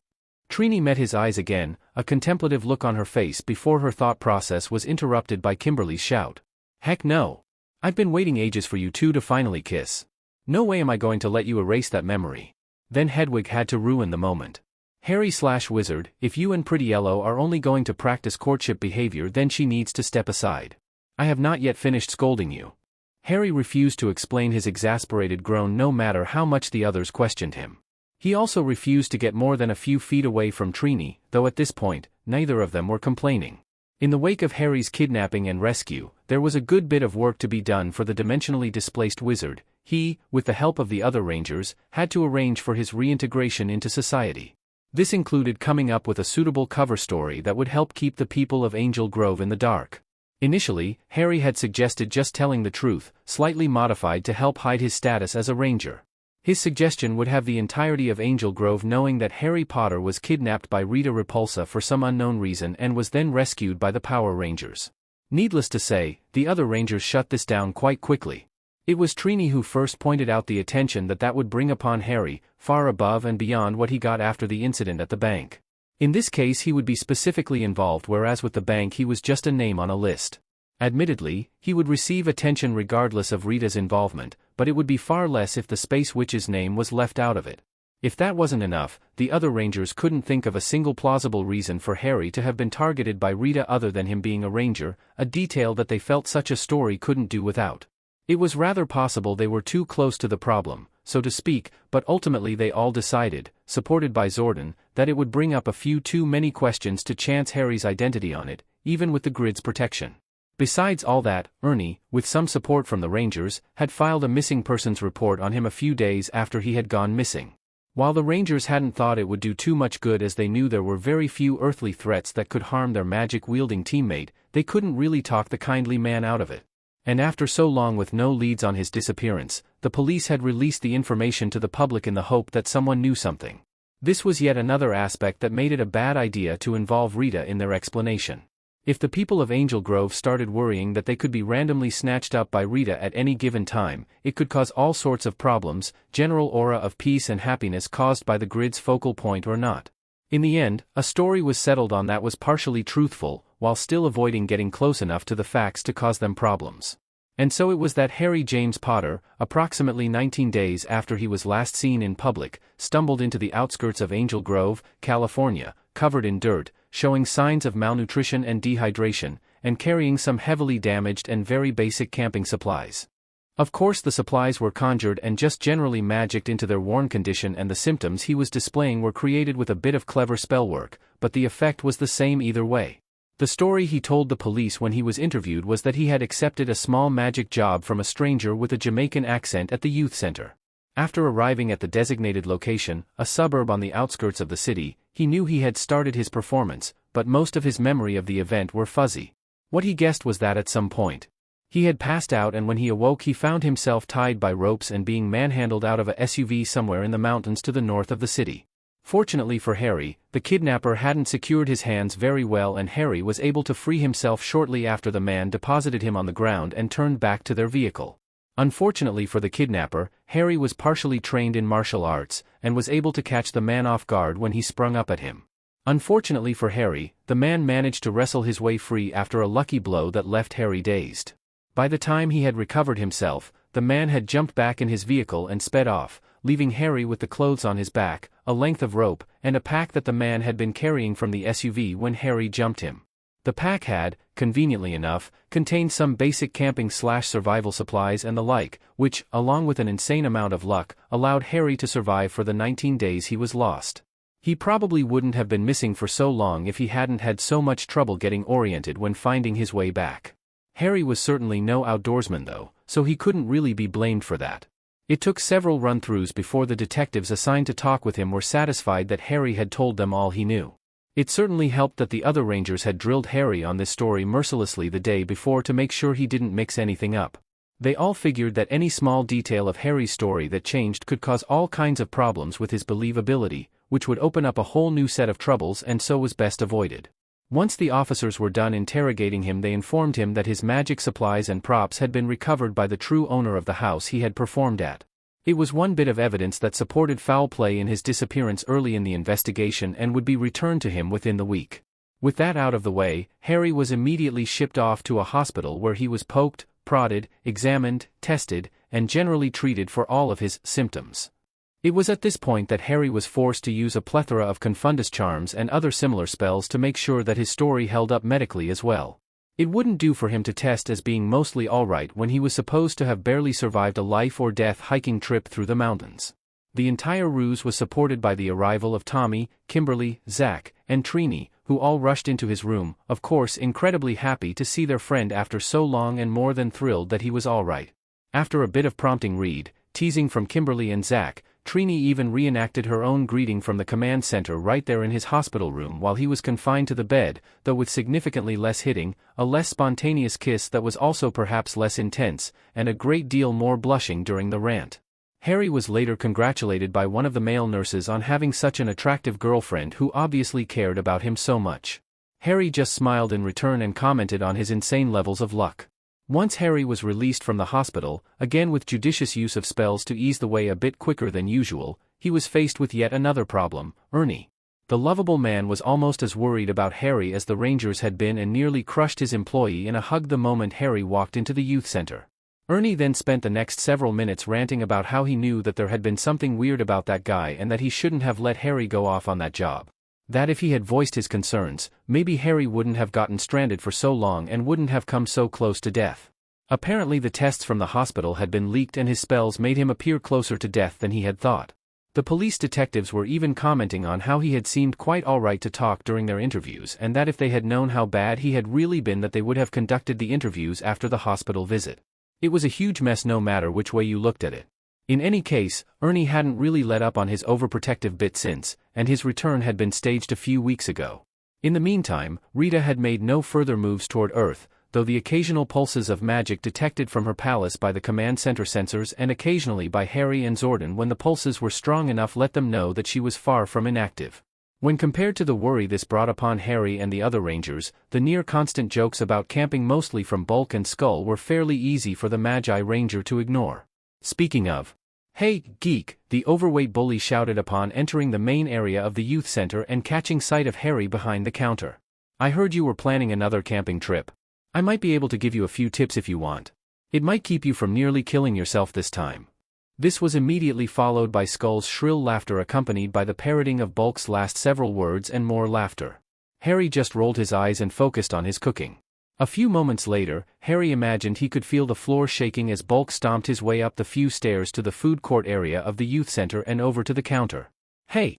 I was talking to you, geek. You think you're so cool, huh? You think you can get away with ignoring us just because you were on the news? Well, newsflash. We were on the news too, and for a much better reason than nearly killing ourselves on a camping trip." This was apparently the source behind Bulk and Skull's continued attempts at taunting Harry. They felt he had usurped their popularity with the people of Angel Grove with his kidnapping and subsequent return. The fact that most people didn't even remember their minor interview on the events of Rita's solar eclipse didn't seem to register with the two. And so Harry cooked on. It was a rather familiar tactic for the Magi Ranger of late, burying himself in his work to avoid those wishing to speak of his ordeal. If he wasn't working he was typically with one of the other Rangers and so could beg off talking of it by manner of propriety. It had worked well so far, though such subtleties were lost on Bulk and Skull, in most cases only driving them to try harder, to talk louder. In this case, Bulk decided to grab a ketchup bottle from the counter and spray Harry with the red condiment, splattering it all down his left side. "I said I was talking to you, Potter." Harry took a deep breath and counted to 10 internally. It wouldn't do to turn the idiots into toads. It would completely blow his cover, not to mention being generally insulting to toads everywhere. Luckily enough before Harry was forced to turn and interact with the bullies, Ernie swept in to deal with the two. "All right, you two, that's enough. I've dealt with you causing trouble around here every once in a while, but now you're wasting my ketchup and assaulting my employees. Out." Bulk and Skull almost immediately started protesting, claiming that they had been provoked or something. Harry wasn't really paying attention to be honest. Ernie just made his way out from behind the counter and grabbed each of them by their shirts, hauling them bodily to the entryway of the youth center's main room and shoving them through. "And don't come back for a week. If I see you here before then, I'll ban you for even longer." With a final huff, Ernie turned around to find every eye in the youth center trained on him. As it was shortly after noon on a Saturday, there were quite a few eyes to be trained. Blushing slightly, Ernie smiled and waved a bit before making his way back over to and behind the counter to speak with Harry. "You all right, Harry?" Harry nodded to his boss even as the man offered him a roll of paper towels to try and clean off with. "Yeah, I'll live. It's only ketchup after all." Ernie just huffed again. "All the same, I should have stepped in sooner. I might have to take a firmer stance against that kind of behavior in the future if those two feel like they can go as far as they do without reprisal." Harry shrugged, wiping ineffectively at the red stains on the silvery gray shirt he was wearing under his work apron. "I somehow doubt those two will ever get the memo, Ernie." Ernie sighed while nodding sadly, his eyes betraying his internal mirth even as a much more welcome laugh rang out across the area, quickly followed by Zack as he slid into a seat at the counter. "Going for a new look there, Harry?" Harry rolled his eyes. "Oh yeah, Zack. It's the latest design from Shea Bulk and Skull. Do you like?" Zack winced, glancing around a bit before catching sight of the offending condiment bottle and speaking again. "Ketchup?" Harry nodded. "I was ignoring them. Apparently that is a high offense. I don't know why anything those two do surprises me anymore, seriously," Kimberly said as she and the other Rangers walked up, gathering around Zack. After a moment of silence during which Harry gave up removing any more of the stains as a bad job until he could magic them away, Kimberly spoke again. "So, Harry, are you still planning on meeting us at the Power Ranger Day Festival?" Harry sighed internally. The Power Ranger Day Festival was the creation of the mayor of Angel Grove, Mayor Carrington. With the decrease in overall activity from Rita in recent months, the mayor had decided to celebrate what she saw as the inevitable victory of the Rangers over the Space Witch. While Harry didn't want to say that he didn't think the Rangers would win, not in the least because he is one of said Rangers, he still felt that the celebration was a bit preemptive. He had been against the concept almost from the beginning, but the other Rangers, mostly Trini if he was honest, had managed to talk him into going with them to enjoy the festival. Word had it that the mayor had brought in a carnival group and who knows how many other games and activities to entertain the public, though she had been quoted as hoping that the Rangers themselves might deign to make an appearance as a main attraction of sorts. Harry, aside from his general disdain for politicians and their clearly political moves, felt that such a festival was just creating a massive target for Rita, though that could just be his paranoia talking. And so, Harry replied to Kimberly's question, though he was less than enthusiastic about it. "Yes, Kimberly. I'll be meeting the 6 of you there after I help Ernie close down the youth center." It was the one saving grace to the situation as far as he was concerned. Ernie was planning on closing early so that he himself could partake in the celebration and had asked Harry to help him with the closing duties. This way, he would miss an additional few hours of the festival with a legitimate excuse. And then Ernie went on to rain on his parade. "Actually, Harry, why don't you go ahead and take off now? I can close up by myself and you look like you'd need to head home, which you still haven't told me the location of by the way, and get a change of clothes before heading to the fair anyway." "But Ernie, Ernie cut him off. "I won't hear another word on it, Harry. Go ahead and enjoy the rest of your day with your friends." Harry gave another internal sigh. While Ernie may not have known of Harry's general disdain for the Power Rangers Day Festival, the other Rangers certainly did, and they were all currently giving him satisfied smirks. While Ernie may have thought that Harry would have to run home to change first, the others knew he merely needed to get somewhere private and cast a simple cleaning charm on himself before he would be ready to head out. Giving in to inevitability, Harry thanked Ernie before hanging up his apron and leaving the youth center with the other 6 Rangers following close behind. Shortly after they left the building, Trini came up next to him and took his hand shyly, getting a soft smile from Harry that she returned as the group started walking toward Angel Grove Park. Partway there, Harry was able to duck into an alley and magically clean himself of the grime that comes with cooking and the extra helping of ketchup care of bulk before rejoining the group and their conversation, of course regarding the upcoming festival. Kimberly was actually reading a quote from a newspaper clipping she had pulled from her back pocket. And because of their contribution to justice, and their unending efforts to protect the entire planet, Angel Grove City officials have declared today as Power Ranger Day. Mayor Carrington hopes that the mysterious superheroes will make a public appearance in Angel Grove Park where countless fans will be gathered to celebrate them. Kimberly glanced slyly around at her friends and teammates. "I have a feeling that the Power Rangers will show up. Don't you?" Tommy chuckled at his girlfriend. "I agree that the Power Rangers may well show up, but the question is whether or not the Magi Ranger will make a public appearance alongside them." Tommy turned to raise a questioning eyebrow toward his student. Harry just rolled his eyes. "We'll see, guys. I still don't think this is a good idea. What if Rita attacks the festival? I mean, it's practically a huge taunt aimed right at her with the way Carrington set things up." Jason shrugged, a smile on his face. "Well, if Rita does try and cause some trouble, then we'll all be there to fight her off and protect the city like we always do." "Yeah," Zach jumped into the conversation, bouncing through a few dance steps in excitement as he walked. "Wouldn't that be a heck of a way for us to show up? Fighting off some putties and a monster before greeting our adoring fans." "Oh, sure, Zach." Harry scoffed. "Let's put the huge crowd of people in danger because you want to put on a show." Harry glared lightly at the Black Ranger who had the decency to look somewhat ashamed. "If Rita does decide to attack, we'll have to worry about protecting all the people before anything else. This entire thing has the potential to be a huge disaster." A tense silence settled over the Rangers after Harry's comment as they all really thought about Harry's view on the entire festival. The Magi Ranger had been rather uneasy since his return from Rita's palace, and so they had largely dismissed his concerns, getting swept up in their own excitement at the concept of an entire festival/holiday for them. It was a difference between Harry, jaded with the trappings of fame due to his own experiences with the boy who lived craze, versus the Rangers who were liked, but not necessarily celebrated in any official capacity. But with the day upon them now, they couldn't help but see his point. The group traveled a few more blocks in silence before it was broken again by Billy. "So, Zach, are you planning on meeting with Angela to enjoy the festivities?" This proved to be enough to break the tension, mostly because everyone readily grasped onto the change of subject. "Of course, man," Zach replied eagerly, spinning as he walked, his enthusiasm returned. "We're gonna meet there and spend some time cruising the games and rides." We should probably all do that and plan on meeting up again before the mayor makes her presentation. Kimberly interjected, still perusing her newspaper. The report says that it's scheduled for 4 o'clock, so we have a couple of hours still. Prodigious. Billy responded, smiling brightly. Perhaps I'll be able to locate Marge as well so we can peruse the educational and scientific exhibits. As always, Harry was rather unsure on the state of things between the brainy ranger and his equally brainy maybe girlfriend. He rarely ever saw the girl around the youth center and never specifically in Billy's company, but the occasional mentions the ranger made of her were enough to keep him wondering.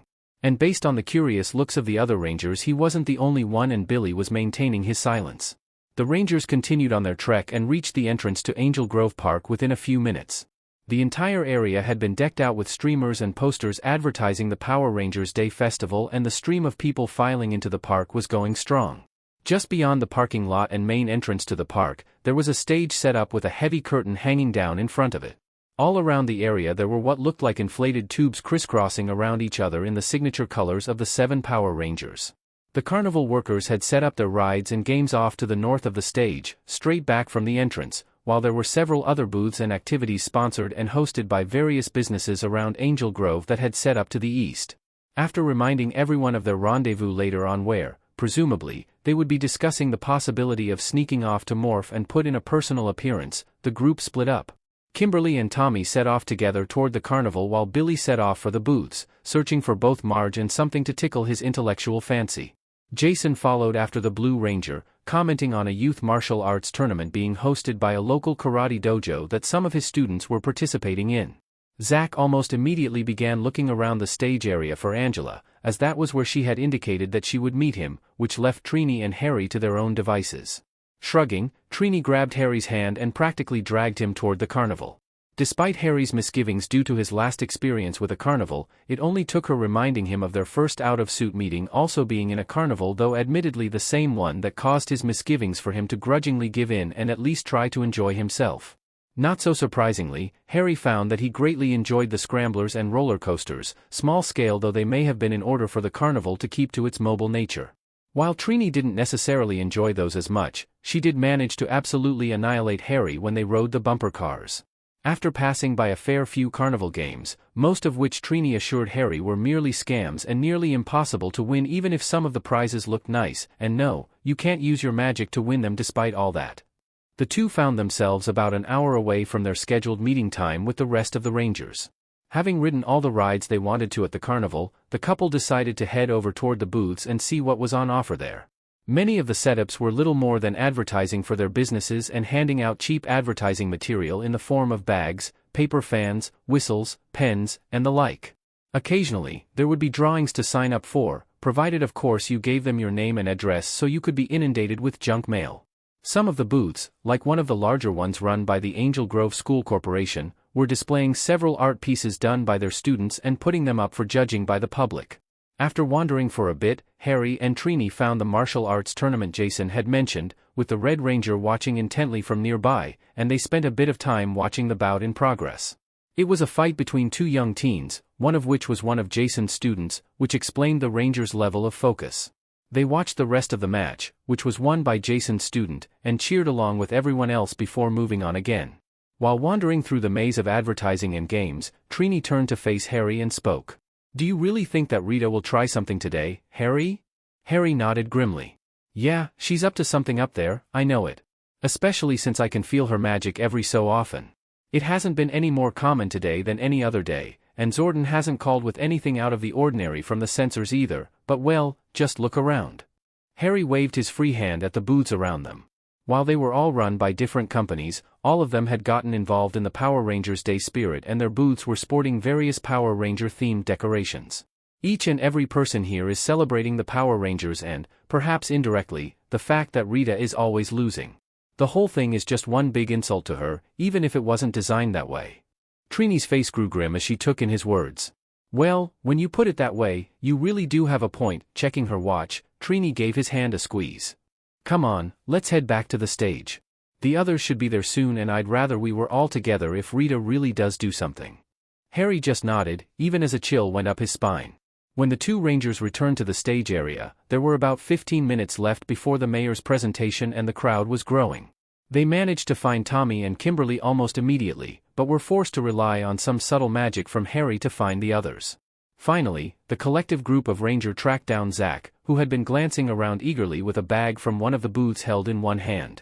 "Hey guys," the Black Ranger called with a smile, jogging up to them. "Zach," Harry nodded. "Where's Angela? Didn't you say that you guys were meeting up today?" Zach nodded back, still smiling. "Yeah, man. And we had a blast with all the games and such. She had to run to the little girl's room and said she was gonna head for the actual brick buildings instead of the porta-johns. She told me to go ahead so I wouldn't miss anything and gave me my goodnight kiss in case she couldn't find me again." He glanced back and forth with a conspiratorial smirk before leaning closer to Harry.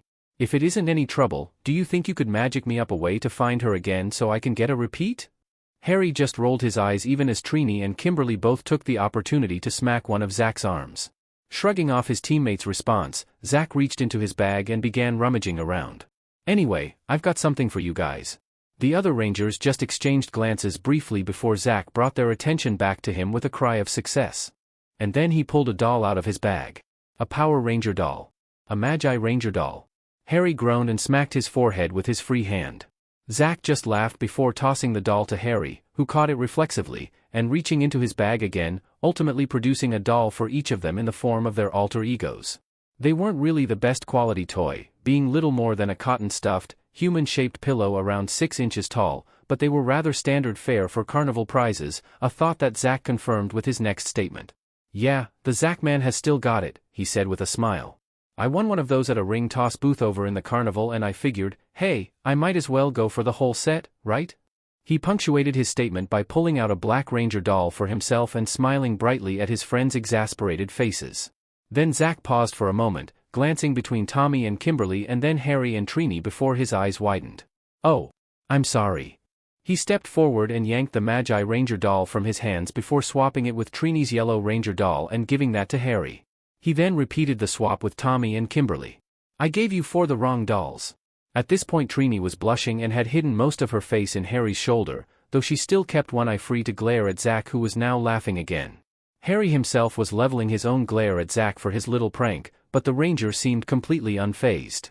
Jason and Billy were both chuckling to themselves, so there was no help coming from there, and Tommy and Kimberly were in much the same state as Harry and Trini. Luckily enough, a distraction appeared in the form of Bulk and Skull strutting their way onto the stage wearing spandex costumes and capes. With iron chests and arms of steel, Bulk spoke into a microphone, immediately drawing the attention of the crowd onto him.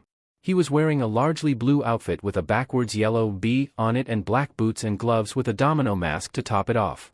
He wore a yellow belt with several objects hanging off of the front of it along with a purple cape that didn't even reach down to his waist. "We've got real superhero appeal," Skull continued, though slightly harder to hear as Bulk was hogging the microphone, striking a pose next to Bulk. Skull was wearing a purple outfit with similar boots, gloves and a mask. His belt was brown and had nothing more than an oversized buckle on it, but his blue cape billowed out behind him and looked to be dragging the ground as he moved. "We'll protect this city with all our might, Bulkster. And Super Skull. We'll set things right." The two spoke the final line together and left the crowd entirely silent. If one ignored the sounds of the carnival rides and such, Harry imagined he would have been able to hear crickets, so deep was the crowd's shock and confusion. Zach's prank now forgotten, Jason stepped forward with a look that was equal parts amusement and confusion. "Come on, guys. This is something I've just gotta see." Even Harry couldn't help but agree with Jason in this regard and joined his fellows in following the Red Ranger to a better vantage point amongst the crowd. As they got closer, Harry was finally able to make out the objects on Bulk's belt as a large foam pizza as the buckle with a hamburger and a hot dog on either side. Apparently the Bulkster had a thing for food. Much the same could be said of his alter ego. "Hello, good citizens of Angel Grove," Bulk began speaking again, most likely once he decided that the crowd had grown around him to a sufficient point to support his ego. "And welcome to this city's most historic moment, a moment when 2 of the most dynamic, powerful, and incredible superheroes ever to walk the earth decided to move to this fair city and protect it." The entire time Bulk was speaking, Skull was striking poses next to him. Harry supposed the effect was supposed to be dramatic or striking, but most of the crowd has broken down into whispered conversations and there were a few chuckles to be heard as the 2 bullies made fools of themselves. "Hey, Harry," Tommy asked, leaning toward the Magi Ranger and catching the attention of the rest of the Rangers. "This isn't any form of magical payback after Bulk's little ketchup stunt, is it?" Harry shook his head, still staring in amazement at the two morons on stage. No, Tommy, I don't think I could even begin to dream up something as ridiculous as this even if I was inclined to get some payback on those two. I mean, I can't just why.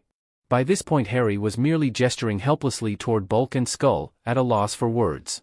That is one question even modern science cannot hope to answer in our lifetime, Billy responded solemnly, bringing a chuckle from the others even as Bulk and Skull continued their presentation. Of course, I am talking about myself. Here, Bulk gestured to himself with a twirl of his hand. And my sidekick. He briefly jerked a thumb in Skull's direction at this. Now Bulk began waving his hands in the air before striking a strongman pose that would have been more impressive if it hadn't been so absolutely ridiculous. The incredible Bulkster. And Skull whipped his cape around himself, serving to hide most of his body behind the overly long piece of cloth. Super Skull, boy wonderful. At this statement, the crowd largely burst into laughter, even as a few kids up close demanded to know what kind of superpowers the two heroes had. The two then launched into a series of poses and faux martial arts moves that sent the entire crowd into near hysterics. It was only the fact that Bulk and Skull seemed oblivious to how stupid they looked and the fact that they were making themselves out as laughing stocks that kept Harry and the other Rangers from laughing along with them. It wasn't that they liked the two, far from it in fact, but it still lowered the humor of the situation knowing how pathetic the bullies really were in their quest for fame and recognition. And then, Bulk and Skull vanished. The crowd stopped laughing almost immediately and Harry felt his feeling of foreboding surge forth anew. Hey, Zach asked, his brow furrowing in confusion. Where'd they go? Then another group of people, these ones the closest to the stage, vanished as well, glowing briefly with a flashing aura of purple light before they were gone. Look over there! Jason shouted, pointing to the now empty space. What's going on? Trini asked, looking around frantically as if to find a source for the people's disappearance. Then Harry finally noticed the buildup of power mere moments before another bunch of people, this one making up a full quarter of the assembled crowd, vanished just like the others. Harry growled. It's Rita. I felt her magic just before that last group disappeared. It's what? Jason demanded, turning to face Harry just as everyone else in the crowd around them disappeared as well. In less than 20 seconds, the Power Ranger Day festival had gone from teeming with people as everyone in Angel Grove who had been able to come prepared to celebrate their heroes to only the 7 Power Rangers. The carnival rides were almost ominous now as they continued to run without their passengers or operators and without the accompanying screams of enjoyment. Harry turned to face Zach. Well, Zach, you were the one who was hoping Rita would attack. It looks like you got your wish. Harry felt he could almost hear the wind whistling through Angel Grove Park. Once teeming with people there for the Power Rangers Day celebration, the complete absence of life aside from the Rangers, coupled with the cheery carnival music that now took an almost sinister tone, was more than a bit unsettling. And then the Rangers were surrounded by a ring of putty patrollers before any plans could be made. The Rangers gathered together in a circle, facing outward, and as always, it was Jason who took the lead. Let's waste these clay brains. Right. The other Rangers, sans Harry, chanted before the entire group, this time including Harry, dashed forward. Harry's first target stepped forward before jumping into a tornado kick that Harry ducked under while still on the move. Harry then sidestepped behind the putty before driving his elbow into the back of its head with a fierce "Aya." Tommy had had a bit of an effect on his fighting style beyond just teaching him the mechanics. Moving on to the next closest putty, Harry took the first strike, launching a flurry of punches to the golem's torso, stunning it long enough for a combined palm strike / wandless banisher to launch it backwards into one of its fellows. Before he could select his next target, Harry found himself grabbed from either side by another pair of putties that then heaved him into the air, throwing him several feet away from the others. As soon as he landed, 3 more of the creatures began raining down blows, their hands transformed into large spheres for extra weight. It was all Harry could do to curl up and protect his head as the putties did their level best to beat him into the ground. Harry! Billy's voice called out just as, with a deep-voiced ki of his own, the Blue Ranger kicked away one of the 3 putties keeping Harry pinned.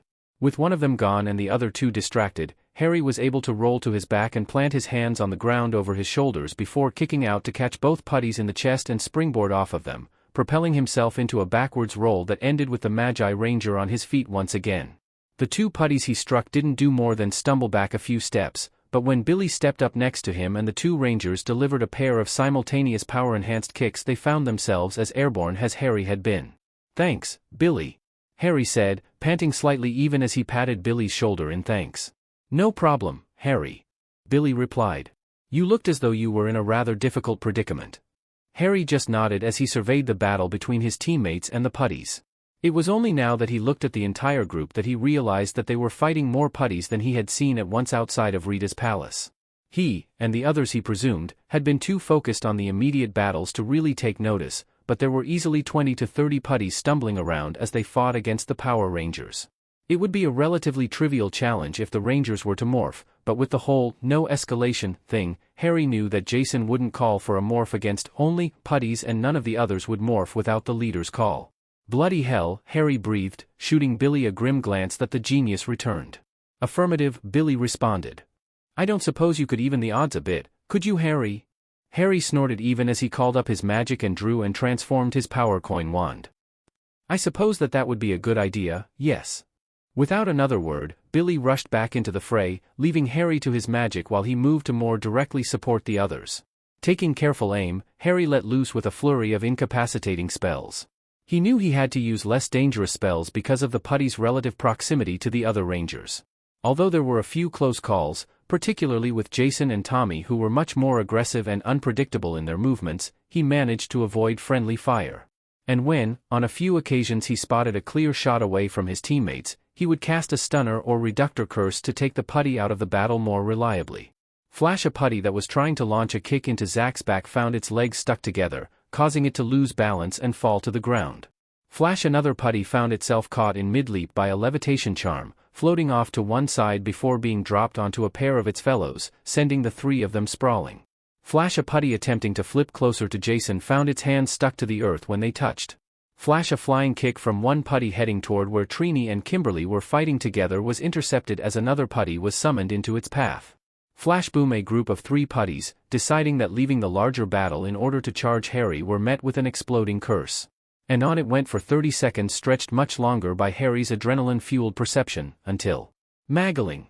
Golder roared, appearing a short distance to Harry's left in a flash of light. Already in a casting mood, Harry immediately spun and sent a blasting curse at the armored simian, not at all wanting to give the monster any advantage he could prevent. The curses traveled the distance between them quickly, catching Golder off guard if his wide-eyed look was any indication, before he was knocked back by the explosion. Harry began pacing forward, his wand ablur as he cast a more destructive series of spells than he had used before, mixing cutters, exploding curses, blasting curses, and a few darker curses like bone breakers along with Snape's Sectum Sempra. He cast all of his spells silently, of course, keeping in mind Rita's attempts to learn his magic, but it also felt good to let out a bit of his frustration on Golder in his first chance to do so since his captivity. With each spell that hit the armored monster, a new explosion and shower of sparks flew off him. Each time Golder managed to dodge a spell or block it with his sword, another 2 were waiting for him or slipped past his guard as Harry's spell chaining amped up his casting speed. After another 30 seconds of continuous spellfire, Golder was clearly struggling, his apparently magic-resistant armor covered in scorch marks and even a few small gouges where some of the stronger spells hit. It's a bit different when you aren't the one in power, isn't it, Golder? Harry said with a smirk before sending another pair of exploding curses to knock the monster off his feet. Golder's face was twisted in a sneer, though that was barely visible due to the swollen and abused flesh there. The lack of face protection in his armor was really working against him. I will destroy you, Maggling. The downed monster growled. One day, I will destroy you and all you cherish. Harry just rolled his eyes. If you say so, Golder. I am more than accustomed to Psycho swearing vengeance against me. Golder's eyes flicked to the side briefly before his look of anger changed to one of smug satisfaction. Harry's eyes narrowed and he snapped off a quick volley of curses that Golder rolled to the side to dodge before rising back to his feet. Another time, Maggling, my work here is done for now. And with that, Golder vanished in another flash of light just as Kimberly's voice echoed across the area. Tommy! Harry spun back toward the main fight and saw that all the putties had vanished from around his teammates, each of whom was looking rather scuffed after the battle. The worst off was Kimberly though, who had dropped to her knees and was staring ahead with fear and worry written across her face. Tommy was nowhere in sight. Harry quickly jogged over with the others, coming in range soon enough to hear Trini ask, "What happened, Kimberly?" Kimberly blinked a few times before looking up at her friends and spoke. "The putties took Tommy. There were too many for me, but Tommy fought them off at first. And then they grabbed him and vanished."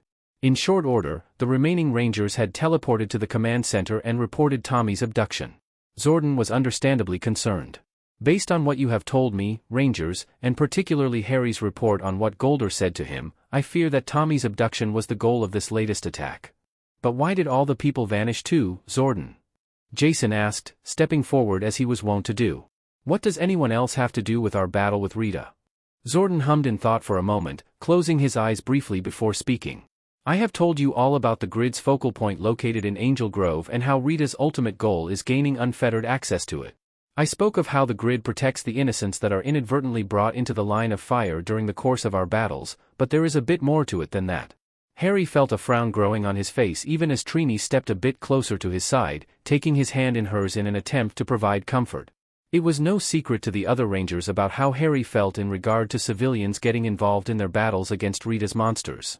Hearing now that there was more detail to Zordon's initial explanation after Harry's whole fire rescue adventure brought more of those bad feelings to the surface.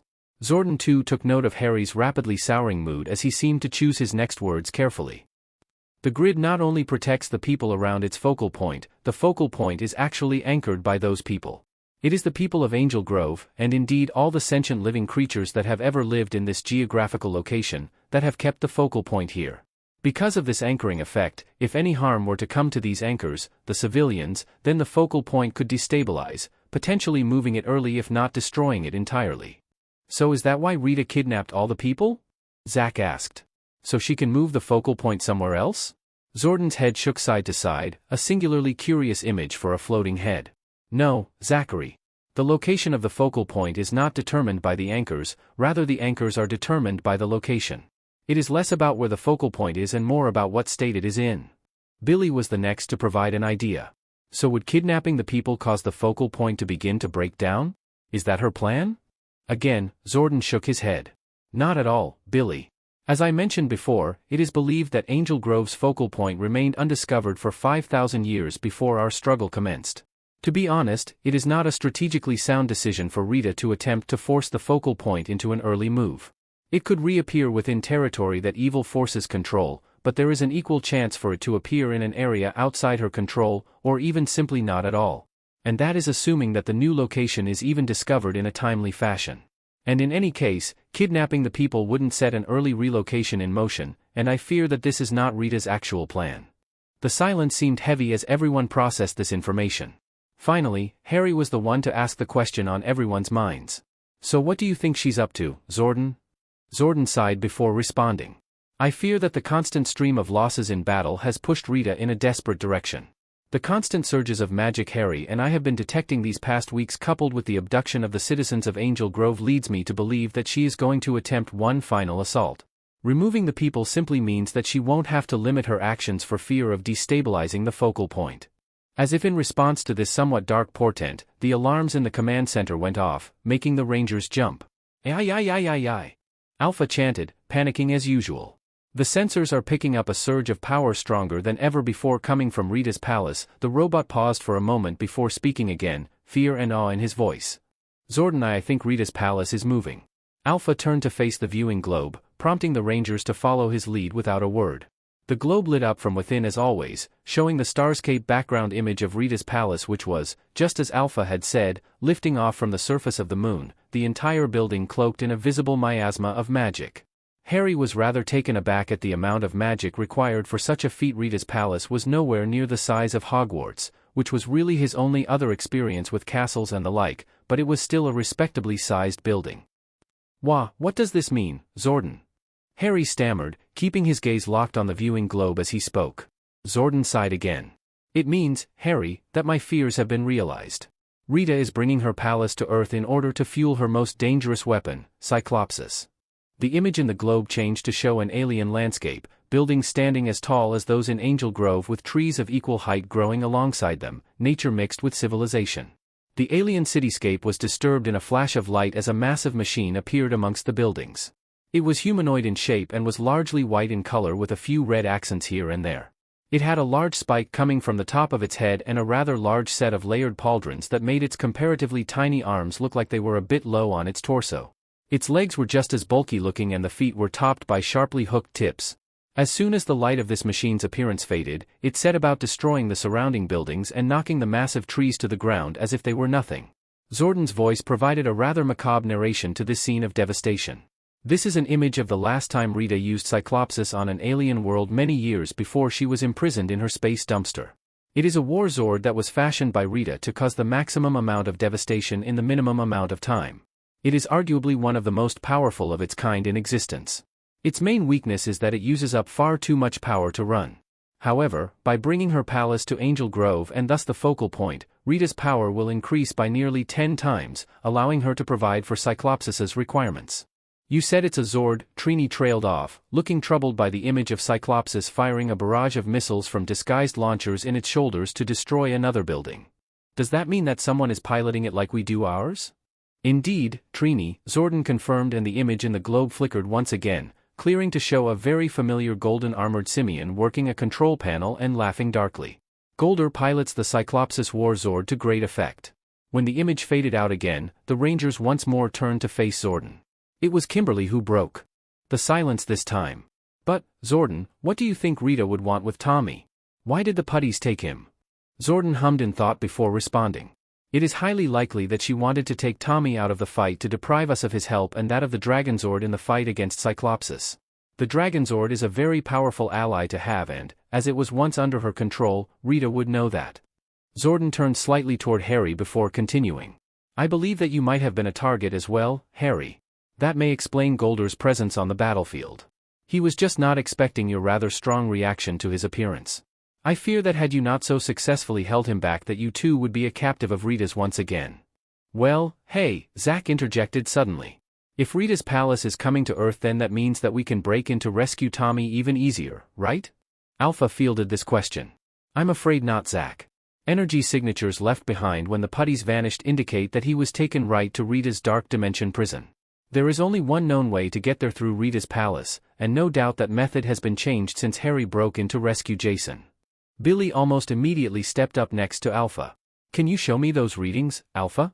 I may have something I've been experimenting with that could help with our problem. While the mechanical and organic brains worked over their numbers, Zordon continued his narrative. Rita's palace will likely land in or near Angel Grove within the hour, Rangers, and I fear that Cyclopsis will make an appearance shortly thereafter. You must do what you can to prepare yourselves for the battle ahead. It promises to be one of the toughest you've faced yet. So alright folks, that's all for today. Stay tuned for part 11. Do subscribe, like and share for more such videos. Also check out the story and 10-star 12 on FANFICTION.net. Press the bell icon to be notified first on release. See you in the next video. Till then, goodbye.